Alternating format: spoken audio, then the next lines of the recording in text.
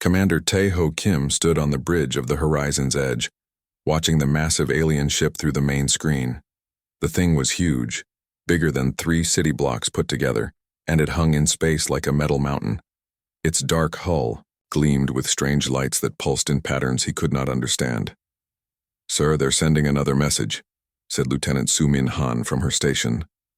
She was young but had steady hands and a calm voice that never shook, even now when they faced something that could destroy their ship with a single shot. "Put it through," Tae-ho said. He had been Earth's best military strategist before they made him a diplomat. Now he wished he still had an army instead of just words. The alien voice filled the bridge, speaking broken English with sounds that hurt to hear. "Primitive species of third planet, you have ignored our command. Submit to Imperial authority. You have 5 rotations remaining." Dr. Hai-Jin Park looked up from her science station. She had spent years studying alien life, but only tiny creatures and simple organisms. Nothing had prepared her for this. "They keep saying rotations. I think they mean days." 5 days to surrender our entire planet," Tae-ho said. "That seems a bit rushed." The alien ship had appeared at the edge of their solar system 2 days ago. It had simply materialized from nowhere. Technology far beyond what Earth could build. The first message had been simple: surrender or be destroyed. Earth's leaders had sent Tae-ho to negotiate. Admiral Dong-Soo Lee's voice crackled over the communication system from Earth. "Commander Kim, what's your assessment?" Tae-ho looked at his small crew. The Horizon's Edge was Earth's newest ship, built for exploration, not war. It had good engines and better sensors, but against the alien vessel, it was like a rowboat facing a battleship. "They seem very sure of themselves," Tae-ho replied. "Too sure." "What do you mean?" the Admiral asked. "Look at their approach, sir. They didn't scout us first. They didn't try to understand our capabilities or culture. They just showed up and demanded surrender. That tells me they've done this before many times and it always works." Dr. Park nodded. "The message structure supports that theory. It's clearly a template, probably translated into thousands of languages. Very standardized." Captain Soo-min Han had been quiet, studying the alien ship's movements. Now she spoke up. "Sir, I've been watching their positioning. They're not behaving like they expect to fight." "Explain," Tae-ho said. "Their ship orientation, the way they're facing us, their distance from our planet. Everything suggests they think we'll just give up. They're not even ready for combat maneuvers." Tae-ho smiled, for the first time since the aliens arrived. "Interesting, very interesting." The alien message came again, exactly the same words. No attempt to modify their approach or add new information. It was like listening to a recording. "Open a channel to them," Tae-ho ordered. "Sir?" "Lieutenant." Han looked surprised. "We haven't received permission from Earth Command to—" "I'm not surrendering anything," Tae-ho said. "I'm just going to talk." The channel opened. Tae-ho stood straight and spoke clearly. "This is Commander Kim of the Earth vessel Horizon's Edge. We received your message. We would like to meet and discuss the situation." The silence lasted so long that Dr. Park checked if the communication system was still working. Finally, the alien voice returned, but it sounded different, confused. "Primitive species requests discussion?" "Yes," Tae-ho replied. "We're reasonable people. Perhaps we can find a solution that works for everyone." Another long pause. Then, "Solution? You will submit to Imperial authority. This is not discussion. Topic." "Everything is a discussion topic," Tae-ho said. "That's what makes us human." Dr. Park leaned toward him. "Commander, I'm reading massive energy spikes from their ship. I think we made them angry." "Good," Tae-ho whispered back. "Angry means emotional. Emotional means not thinking clearly." The alien voice returned, sharper now. "Human species will send representative vessel for Imperial inspection. You will come aboard our ship. You will explain your failure to submit." Captain Han grabbed Tae-ho's arm. "Sir, that could be a trap. We go over there, they capture us, Earth loses its negotiating team. Or, Tejo said, we get a chance to see their ship, learn their technology, understand their weaknesses. What weaknesses? Dr. Park asked. They have a massive warship and we have a science vessel. Everyone has weaknesses, Tejo replied. Even galactic empires, maybe especially galactic empires. Admiral Lee's voice cut through their discussion. Commander, I'm ordering you not to board that ship. With respect, sir, I'm already out here. Let me do my job. Tejo looked at his crew. Han was nervous but determined. Dr. Park was curious, despite her fear. They were good people, the kind Earth needed in situations like this. Send reply, he told Han. We accept the meeting. We'll dock with your ship in 2 hours. The alien response came quickly. Acceptable. You will bring no weapons. You will show proper respect to Imperial authority. We'll bring no weapons, Tejo agreed. He didn't mention that humans had never needed weapons to be dangerous. The next 2 hours passed quickly. Dr. Park prepared translation equipment and cultural analysis tools. Captain Han ran system checks and prepared escape routes in case things went wrong. Tejo studied everything they knew about the alien ship, which wasn't much, but every detail mattered. As they approached the massive vessel, its size became even more overwhelming. The Horizon's Edge could fit inside their docking bay with room for 50 more ships the same size. Look at this construction, Dr. Park whispered, staring at the hull. It's beautiful, but also wasteful.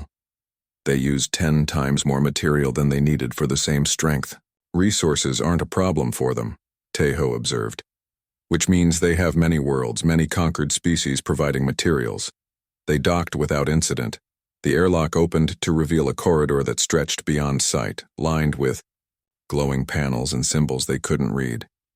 The artificial gravity felt slightly heavier than Earth normal. 2 alien beings waited for them. They were tall, maybe 8 feet, with gray skin and 4 arms each.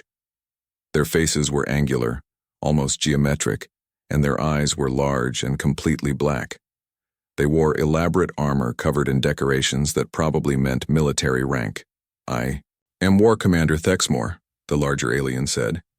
Its English was better than the voice on the communication system. You are the human representative. Commander Tae-Ho Kim, he replied with a slight bow.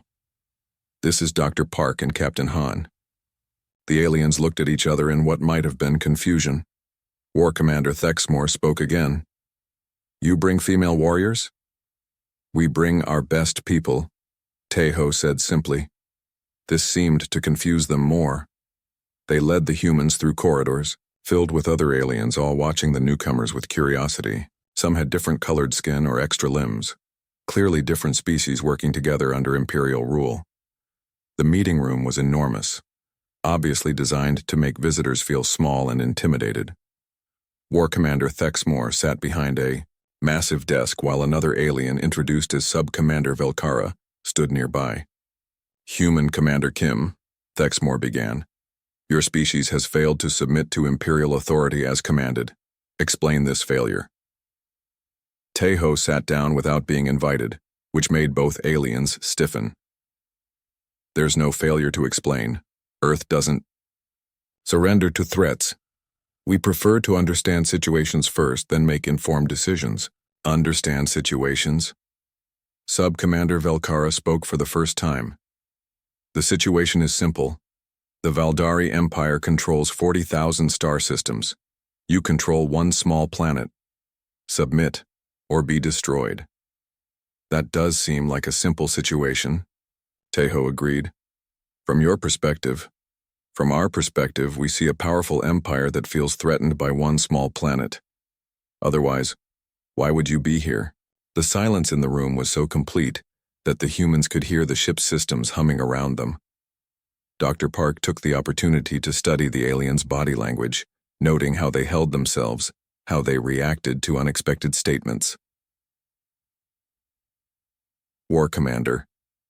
Thexmore finally spoke. Threatened?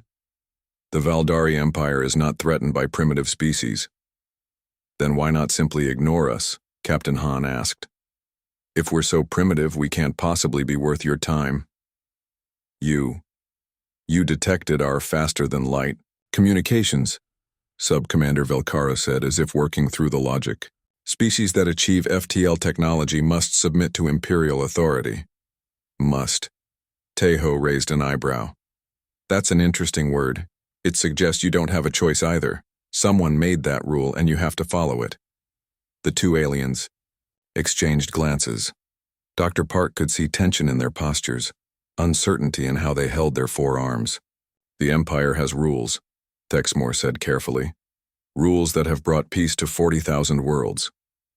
Peace through conquest isn't really peace, Dr. Park said quietly. It's just delayed war. You speak of war? Velkara's voice became sharper. Your single planet against the Valdari Empire? Tejo stood up. We speak of choices. Earth chooses not to surrender. We're willing to discuss cooperation, trade, cultural exchange, mutual defense agreements. We're not willing to become your subjects. Impossible, Thexmore said immediately. The Empire does not negotiate with primitive species. We're primitive, but you came here personally to talk with us, Captain Hahn pointed out. That suggests we're not as primitive as you assumed. War Commander Thexmore stood in the command center of the Sovereign's will, staring at the small blue planet on the main display. 3 days had passed since his meeting with the human representatives. 3 days, and still no surrender. Sub-Commander, Velkara, he called. Status report. The smaller alien approached with data tablets clutched in all 4 arms. The humans continue their unusual behavior, War Commander. They have increased manufacturing activity across their planet. Energy. Signatures suggest military production. Military production? Thexmore's black eyes narrowed. What could they possibly build that would threaten an Imperial dreadnought? Unknown, sir. Their technology appears primitive, but... Velkara hesitated. But what? Their manufacturing rate has increased by 300% in just 3 days. We have never observed such rapid industrial mobilization. On Earth, engineer Jae-Won Choi hadn't slept in 48 hours. His laboratory, buried deep beneath Seoul, buzzed with activity as teams of scientists and engineers worked around the clock. The data from Commander Kim's meeting with the aliens had given them crucial information about Valdari technology. Kai. Energy patterns are consistent, Jae-Won told President Myung Kang during their daily briefing. Their shields operate on predictable frequencies. We can work with this. President Kang looked tired. Leading a planet facing extinction would exhaust anyone. Can you build something that will stop them? Stop them? No. Jae-Won pulled up holographic displays showing his designs. But we can make them think twice about attacking us. How? Their shield technology is impressive but inflexible. It's designed to stop massive energy weapons and large projectiles. But it has gaps. Jae-Won manipulated the display, showing weak points in the alien shield matrix. Small, fast objects with high kinetic energy could penetrate their defenses. Like bullets? Like very advanced bullets, yes. And we're very good at making those. Meanwhile, Lieutenant Yoon Ji-yu was testing humanity's first space fighter designed specifically for combat with alien technology. The small craft, nicknamed the Wasp, was built for speed and maneuverability rather than armor or heavy weapons. Control, this is Wasp-1, Yoon-ji reported as she piloted the fighter through an asteroid field near Mars. Running attack pattern simulation 7. Copy Wasp-1. Show us what you've got. Yoon-ji smiled inside her helmet. She had been a test pilot before the aliens arrived, pushing experimental aircraft to their limits. Now she was pushing the limits of what human technology could do in space. The Wasp darted between asteroids at speeds that would have been impossible for larger ships. Its small size and advanced maneuvering thrusters allowed it to change direction almost instantly, using the asteroids as cover while targeting practice drones with precision. Direct hit on target 7, she reported. These things can dance. Back some. On the Valdari ship, War Commander Thexmore was growing frustrated. He had conquered 17 star systems during his career, and each one had followed the same pattern: show force, demand submission, accept surrender. Usually, it took less, then 1 rotation. Sub-Commander, open a channel to the human planet. The transmission reached Earth within seconds. President Kang took the call in her emergency command center, surrounded by military advisors and scientists. Human leaders. Thexmore's voice filled the room. You have 1 rotation remaining to submit to Imperial authority. This delay serves no purpose. Commander Thexmore, President Kang replied calmly. We appreciate your patience. We're still considering your offer. Offer? The alien's confusion was obvious. This is not an offer, this is Imperial decree. Everything is negotiable, President Kang said. We're willing to discuss tribute arrangements, trade agreements, cultural exchange programs.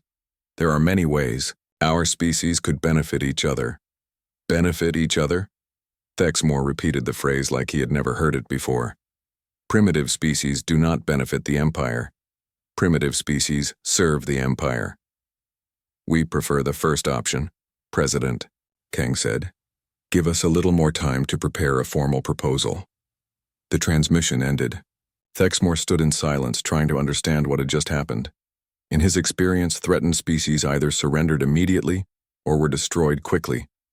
These humans kept talking about negotiations and proposals and benefits. It made no sense. Sub-Commander Velkara, he said finally, how long did it take the Zephyrians to surrender? Half a rotation after our arrival, War Commander. The crystalline hegemony. Less than 1 rotation, sir. They transmitted their surrender before we finished delivering the Imperial decree. And we have been here for 6 rotations, and these humans continue to negotiate? Yes, sir. They seem to believe this is some sort of trade discussion. Thexmore activated the ship's historical database, searching through records of previous conquests. 43 species conquered in the last 10 cycles. Average surrender time, 0.7 rotations. Longest resistance before surrender, 2.1 rotations. These humans had already broken every record. On Earth, the mobilization continued. Engineer Choi's factories produced thousands of advanced kinetic weapon systems. Lieutenant Yu trained squadrons of pilots in the new space fighters. Military strategists studied every scan of the alien ship, looking for weaknesses. But the most important work was happening in a small office in Geneva, where Ambassador Yu Jin Seo was having a very different kind of conversation. You're saying, there are other species aboard their ship? She asked Dr. Park, who had returned from the alien meeting with detailed observations. At least 6 different species that I could identify, Dr. Park confirmed. Different body types, skin colors, appendages. They're not all Valdari. Conquered species? Most likely. Some looked like servants or laborers. Others appeared to hold minor positions in their hierarchy. Ambassador Seo had spent her career in international trade negotiations. She understood how complex organizations worked, how power structures functioned, how to find leverage in seemingly impossible situations. Get me a communication channel to the alien ship, she told her assistant. Not to their commanders, to anyone else who will listen. The breakthrough came 18 hours later. A hesitant voice, speaking broken English, responded to Eugène's carefully crafted message broadcast on multiple frequencies. You are human representative? Yes, Eugène replied immediately. Who am I speaking with? This one was keeper of records, name is Zixtal. Not supposed to speak with conquered species. We're not conquered yet, Eugène said gently. What species are you, Zixtal? Heremian, from 7th moon of Kepler 442, was conquered, many cycles ago. How many species serve aboard the Valdari ships? A long pause. Many species. All conquered. All serve Empire now. Do any of them want to serve the Empire? An even longer pause. This one should not answer such questions. This one should answer whatever questions this one wants to answer, Eugène said. Free beings make their own choices. The conversation lasted only a few minutes before Zixtal disconnected, probably fearing discovery.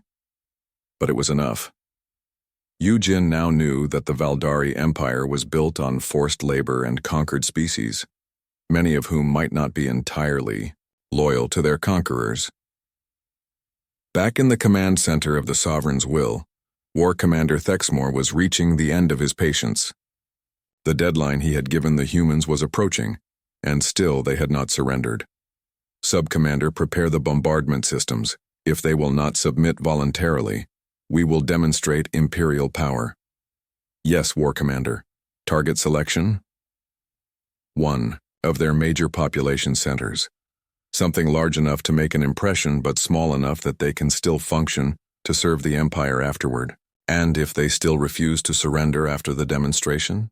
Thexmore considered this. In his experience, a single display of overwhelming force always ended resistance. They will surrender. They must surrender. No species is foolish enough to choose extinction over service. But even as he gave the orders, something felt different about this conquest. The humans' strange confidence, their questions, their refusal to show proper fear, it all suggested they knew something he did not. On Earth, President Kang received the final ultimatum with calm determination. The alien ship was moving into attack position, its weapon systems charging for what they assumed would be a devastating first strike. Engineer Choi, are your systems ready? Yes, Madam President, all defense networks are active. Lieutenant Yu, status of the fighter squadrons?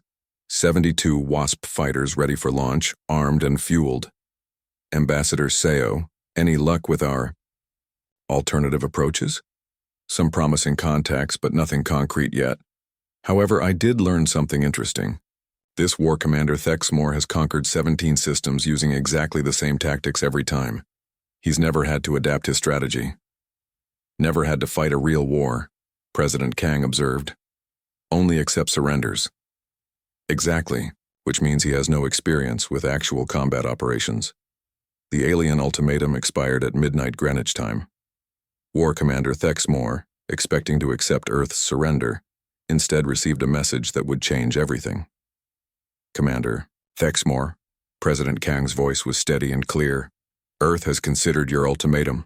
Our answer is no. We will not surrender. We will not submit. We will not become your subjects. Then you choose destruction, Thexmore replied. Lieutenant Yunji-Yu pushed her WASP fighter to maximum speed as the massive alien dreadnought filled her view screen. The Sovereign's will was so large that her entire squadron could attack different sections without getting in each other's way. All units, this is WASP leader, she broadcast to her 72 fighters. Remember the plan. Hit fast, hit hard, and don't stick around to admire your work. The Valdari ship's defensive systems activated as the Earth fighters approached. Massive energy beams swept through space designed to destroy large attack vessels. But the WASP fighters were too small and too fast, darting between the defensive fire like insects avoiding a swatting hand. On the bridge of the Sovereign's will, War Commander Thexmore watched in disbelief as the human fighters dodged his ship's weapons with impossible precision. How are they moving like that? He demanded. No ship can change direction so quickly. Sub-Commander Velkara studied her tactical displays. War Commander, these are not ships as we understand them. They appear to be single-pilot craft, much smaller than our interceptors. Single pilot? Thexmore had never heard of such a thing. Valdari fighters required crews of 6 to operate their complex systems. How can one being control an entire spacecraft? The answer came in the form of Lieutenant Yu's fighter diving beneath the dreadnought's shields and launching a stream of kinetic projectiles at the ship's sensor array. The tiny bullets, accelerated to tremendous velocity, punched through the alien armor like it was paper. Direct hit on target Alpha, Yu reported. Their point defense system in Sector 7 is down. War Commander Thexmore felt his ship shudder as more human fighters attacked from multiple angles. These weren't the massive energy blasts he was used to defending against. These were thousands of tiny impacts, each one precisely targeted at critical systems. Sub-Commander, raise all shields to maximum power. Sir, shields are already at maximum, but these projectiles are so small and fast that our defensive grid cannot track them effectively. On Earth, engineer Jae-Won Choi watched the battle through telescope feeds and satellite data. His kinetic weapons were performing exactly as designed, but he knew this was just the beginning. President Kang, he reported, the fighters are succeeding, but we can't keep this up indefinitely. That ship has too much armor, too many weapons. We need a different approach. President Kang studied the tactical displays. The Wasp fighters were amazing, but they were gnats attacking an elephant. They could sting, they could annoy, they could even cause some damage, but they couldn't win alone. What do you recommend, Engineer Choi? We make them come to us. Draw them into the asteroid belt between Mars and Jupiter. Our fighters can use the rocks for cover, and we can set up surprises. What kind of surprises? Jaewon smiled grimly. The kind that explode. Meanwhile, Colonel Jinwoo Park was implementing a very different kind of strategy. A veteran of peacekeeping operations in some of Earth's most dangerous regions, he understood that conventional warfare against a superior enemy was suicide. But unconventional warfare, that was something humans had perfected over thousands of years. Teams Alpha through Delta, report status, he spoke into his communication system. Alpha team in position at Ceres Station, mining charges armed and ready. Beta team at Vesta. Cargo containers loaded with kinetic mines prepared for deployment. Gamma team standing by at Europa base. Long-range sensors tracking enemy vessel. Delta team at Titan research station. Experimental weapon systems online. Colonel. Park had spent the last week turning humanity's scattered space installations into a network of hidden weapons and observation posts. When the Valdari ship moved deeper into the solar system, it would face threats from directions it couldn't predict. Dr. Young-Soo Kim was making his own discoveries in his laboratory on Earth. The physicist had been studying every piece of data, from the alien encounters, looking for weaknesses in Valdari technology. Their shields are incredibly powerful, he explained to his team, but they're also incredibly rigid. They can't adapt to new types of attacks quickly. It's like they designed them to fight the same war over and over again. His assistant, Dr. Sarah Chen, looked up from her calculations. What if we could overload their adaptive systems, make them try to defend against so many different attack types that they can't respond effectively to any of them? Exactly, Dr. Kim said. Their technology is superior to ours in raw power, but it's inflexible. We can use that against them. The battle above Earth continued for 6 hours. Lieutenant Yu's fighters had damaged several of the alien ships' weapon systems, but the massive vessel was still fully functional. More concerning, her pilots were getting tired, and several fighters had taken damage from near misses. Wasp leader to all units, she broadcast. Begin tactical withdrawal to Rally Point Delta. We've made our point. As the human fighters pulled back, War Commander Thexmore assessed the damage to his ship. 17 weapon emplacements destroyed or damaged. 6 sensor arrays offline. The main shield generator operating at 87% efficiency. Sub-Commander, he said quietly, how long have we been in combat? 6 hours and 23 minutes, War Commander. 6 hours. Thexmore had conquered entire star systems in less time. Yet these primitive humans had managed to damage an Imperial dreadnought using tiny ships with simple kinetic weapons. War Commander, Velkara interrupted his thoughts. We are receiving a transmission from Imperial Command. The holographic image of Supreme War Master Vakhthan materialized in the command center. The highest military commander of the Valdari Empire looked displeased. War Commander Thexmore, Vakthan's voice carried across space. Explain why you have not secured surrender from a single primitive world. Supreme War Master, Thexmore straightened. The humans are unusual. They refuse to acknowledge Imperial superiority and have actually engaged us in combat. Combat? Vakthan's forearms gestured in disbelief. You allowed primitives to attack an Imperial dreadnought? They attacked us, sir. I did not allow anything. Their tactics are unlike any we have encountered. Small, fast vessels using kinetic weapons to exploit gaps in our defensive systems. Gaps? There are no gaps in Imperial technology. With respect, Supreme War Master, I am looking at 17 damaged weapon systems that would disagree with that assessment. The silence that followed was so long that Thexmore wondered if the transmission had been cut. Finally, Vakthan spoke again. War Commander, you will receive reinforcements within 10 rotations. The 4th Imperial Battle Group is being dispatched to assist you. Do not engage the humans again until our additional ships arrive. Sir, I believe I can handle. That was an order, War Commander. The Empire does not lose battles to primitive species. We will overwhelm them with superior numbers and end this embarrassment. The transmission ended. Thexmore stood alone in his command center, staring at the damage reports on his screens. For the first time in his career, he wondered if the Empire's approach to warfare was as perfect as he had always believed. On Earth, the mood was cautiously optimistic. The fighter attack had succeeded beyond their wildest hopes, proving that human tactics could damage seemingly invincible alien technology. But Intelligence Officer Tae-Young-Oh had disturbing news. "Madam President," he reported, "we intercepted alien communications during the battle. They're calling for reinforcements, a lot of reinforcements." "How many ships?" President Kang asked. "Based on the transmission fragments we decoded, at least 50 vessels, possibly more." The room fell silent. 72 fighters had barely scratched one alien ship. What could they do against 50? "We knew this was coming," President Kang said finally. "They couldn't let us win a battle without responding. The question is, how do we fight an entire battle group?" Colonel Park stepped forward. "We don't fight them, Madam President. We make fighting us too expensive to continue." "Explain." "Traditional warfare is about destroying the enemy's ability to fight. Guerrilla warfare is about making the cost of fighting higher than the cost of negotiation. We can't destroy 50 alien warships, but we might be able to convince them that conquering Earth isn't worth the effort." Engineer Choi nodded agreement. "The asteroid belt strategy becomes even more important now. If we can draw them into our prepared positions, make them fight on our terms instead of theirs.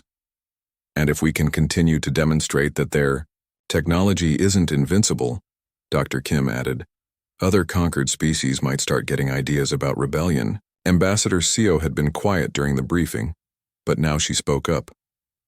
"I've been analyzing the alien communication patterns. There's something interesting about their command structure." "What did you find?" President Kang asked. "They refer to everything in terms of imperial commands, imperial technology, imperial authority. But when the Supreme War Master spoke to their local commander, there was tension. The local commander had to justify his decisions, explain his failures. So the Empire might be more fragile than it appears. If local commanders are afraid to make independent decisions, if everything has to be approved by higher authority, then they're not as efficient as they pretend to be." President Kang considered this. "A rigid hierarchy might be a weakness we can exploit." "Exactly. And if we can make this conquest take too long, cost too many resources, cause too much embarrassment." Supreme War Master Vokthan watched his tactical displays with growing disbelief as another Valdari cruiser reported critical damage from the asteroid field trap. In 3 hours of fighting, he had lost 6 ships and damaged a dozen more, while the humans seemed to be everywhere and nowhere at once. "War Master," his communications officer reported, "the Swift Victory is requesting permission to withdraw. They've lost main engines and are operating on emergency power." "Denied," Vokthan replied coldly. "No Imperial vessel retreats from primitive species." But even as he gave the order, he wondered privately if these humans were as primitive as Imperial intelligence had claimed. No primitive species had ever turned an entire asteroid field into a weapon. Colonel Jin-Woo Park coordinated the human defense from his command post on Ceres Station, watching dozens of feeds from hidden cameras throughout the asteroid belt. His teams had spent weeks preparing this battlefield, and every explosion, every ambush, every tactical withdrawal was part of a larger plan.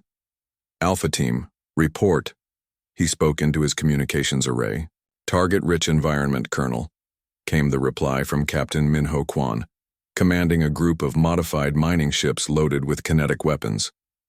"We hit 3 enemy vessels in the last 30 minutes. They still haven't figured out how we're tracking them through their own sensor jamming." Park smiled. The Valdari relied heavily on advanced sensors and targeting systems, but humans had spent centuries learning to fight without sophisticated electronics. When the alien ships jammed human sensors, it didn't matter. Human pilots could navigate and fight using simple optical targeting and manual controls. "Beta Team status? We're playing tag with their destroyers near Sector 7, Lieutenant Haewon Lee reported.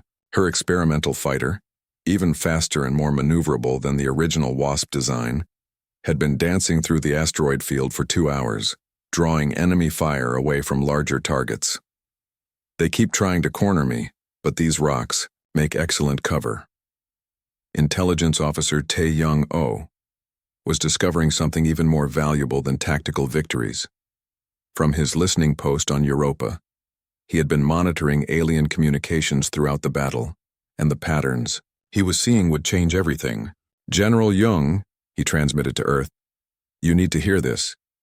General Bo-ram Young, the new strategic commander of Earth's combined forces, accepted the encrypted communication." "What do you have, Officer O?" "The aliens are arguing with each other. Not just tactical disagreements, fundamental disputes about how to proceed. Some of their ship commanders want to retreat and call for even more reinforcements.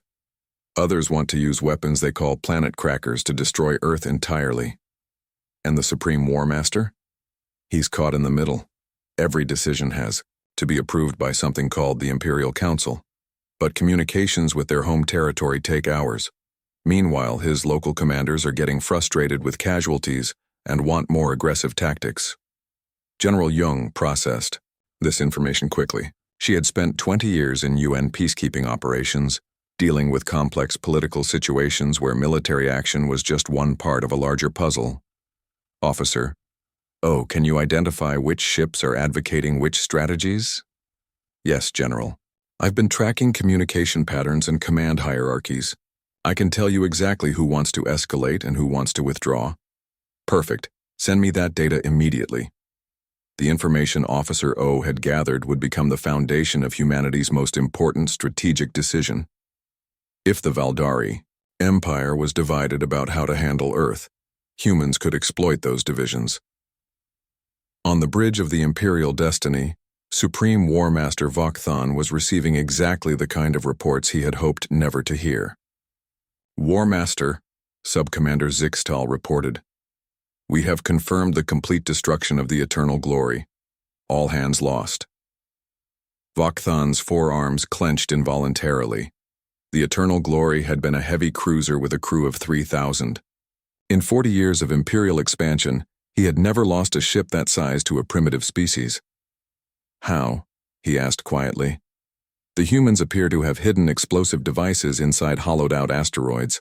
When our ship approached to clear the debris field, multiple charges detonated simultaneously, overwhelming the shield matrix. And the swift retribution? Still under attack by small human craft. Captain Velmora reports that the enemy vessels are too small and fast for our main weapons to target effectively, but too heavily armed to ignore." Vakhthan activated a private communication channel to speak directly with Captain Velmora. The image of a frustrated Valdari officer appeared on his screen. "Captain, report your situation." "War Master, these humans fight like nothing we have ever encountered. Their ships are individually weak, but they coordinate perfectly. When we target one, 3 others attack from different angles. When we pursue a group, they lead us into prepared ambushes. Use your fighter escorts." "We tried, sir. Human fighters are faster than ours, more maneuverable, and their pilots seem to have no fear of death. They will fly directly at our ships, firing continuously, until they either destroy their target or are destroyed themselves." This last piece of information troubled Vakhthan most of all. Valdari military doctrine was based on self-preservation and calculated risk. Soldiers who threw their lives away uselessly were considered defective. But humans seemed to view sacrifice as a tactical option. Dr. Young-Soo Kim was putting the finishing touches on humanity's secret weapon. Working with a team of Earth's best physicists and engineers, he had spent weeks analyzing captured alien technology and developing countermeasures.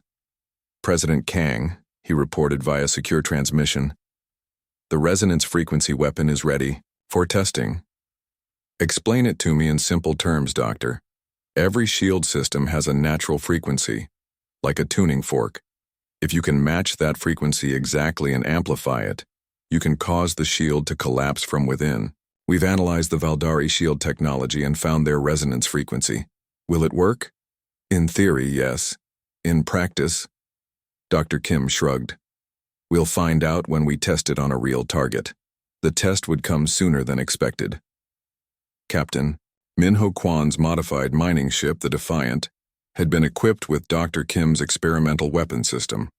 As Kwan maneuvered through the asteroid field, he spotted a Valdari destroyer separated from the main fleet. Control. This is Defiant. Request permission to test the new toy. Permission granted. Colonel Park replied. All units, maintain distance from target zone. We don't know what this thing will do. The Defiant approached the alien destroyer carefully, staying hidden behind a cluster of asteroids. The Valdari ship was scanning the area, searching for human vessels to engage. Resonance. Weapon charged and ready, Kwan's weapons officer reported. Fire, Kwan ordered. The weapon itself was invisible, a focused beam of energy calibrated to match the exact frequency of Valdari shield technology. For a moment, nothing seemed to happen. Then the alien destroyer's shields began to fluctuate, rippling like water in a storm. The energy patterns that had protected the ship from kinetic and energy weapons started to turn against themselves, creating feedback loops that amplified with each pulse. Their shields are collapsing, the Defiant sensor operator reported, with excitement. Complete shield failure across the entire ship. All batteries target that destroyer, Kwan ordered. Hit them with everything we have. The Valdari ship, suddenly defenseless, took massive damage from conventional kinetic weapons that had previously been unable to penetrate their defenses. Within minutes, the destroyer was crippled and drifting. Control, this is Defiant, Kwan reported. Resonance weapon test successful. One enemy destroyer neutralized. The news spread through the human fleet instantly. They had found a way to bring down alien shields, leveling the playing field between human and Valdari technology. Supreme War Master Vok'Thon received the report of the shield-bearer's destruction with mounting alarm. His technical officers couldn't explain how the humans had penetrated military-grade Valdari defenses. War Master, his chief science officer reported. Analysis of the attack suggests the humans have developed some form of shield disruptor technology. If they can deploy it on a larger scale, our entire fleet could be vulnerable, Vok'Thon finished. Contact Imperial Command immediately. Request additional technical support and authorization to use Category 7 weapons. Category 7. Weapons were planet killers, designed to destroy worlds that posed a significant threat to the Empire. Vok'Thon had never imagined he would need to request such authorization against a single primitive world. The response from Imperial Command took 4 hours to arrive, during which time the humans destroyed 2 more Valdari ships and damaged several others. When the message finally came, it was not what Vok'Thon expected. War Master, the holographic image of Imperial Chancellor Mordak appeared. Explain why you are requesting Category 7 authorization against a pre-space civilization. Chancellor, the humans have developed shield penetration technology. They have destroyed 9 of our vessels and show no signs of surrendering. They represent a significant threat to Imperial security. They represent a significant embarrassment to Imperial prestige, the Chancellor corrected. If word spreads that the Empire cannot conquer a single primitive world, our subjects. 6 months after the first Valdari ship appeared in Earth's solar system, Mediator Seung-Ho Lim stood in what had once been called the United Nations General Assembly. Now it was the Galactic Commonwealth Assembly, and the delegates included beings from 47 different worlds. The transformation had not been easy or quick, but it had been inevitable once the first crack appeared in the Valdari Empire's armor. The representative from Harimia has the floor, Seung-Ho announced, gesturing to a tall, thin being with 6 arms and skin like polished copper. Thank you, Mediator Lim, the Harimian delegate spoke in accented but clear English. The Harimian Republic wishes to formally thank the humans of Earth for their guidance in establishing our new government. 6 months ago, we were subjects of the Empire. Today, we are free beings choosing our own destiny. Applause filled the assembly hall, not just from humans, but from dozens of species that had once lived under Valdari rule. The sound was unlike anything ever heard before, a harmony of voices that represented the hopes of billions of beings across the galaxy. The path to this moment had begun with Supreme War Master Vok'Thon's decision to accept General Jung's ceasefire proposal. Faced with mounting casualties and no clear path to victory, He had chosen negotiation over endless warfare. Emperor Regent Zixthul, the new leader of what remained of the Valdari government, stood to address the assembly. Once, he had been a minor administrator in the imperial bureaucracy. Now he led a species learning to live as equals among the stars instead of masters over them. Mediator Lim, honored delegates, Zixthul began.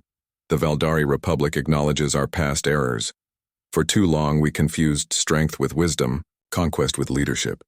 The humans of Earth taught us that true strength comes from cooperation, not domination.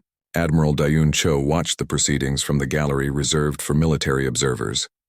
Her fleet, now called the Commonwealth Defense Force, included ships from 23 different worlds. The vessels that had once fought against each other now worked together to protect the growing alliance. The transformation had not been without challenges. When the first Valdari colonies declared independence from the Empire, chaos had erupted across dozens of star systems. Old grievances between conquered species had led to conflicts that threatened to tear apart entire sectors. But humans had experience with this kind of problem.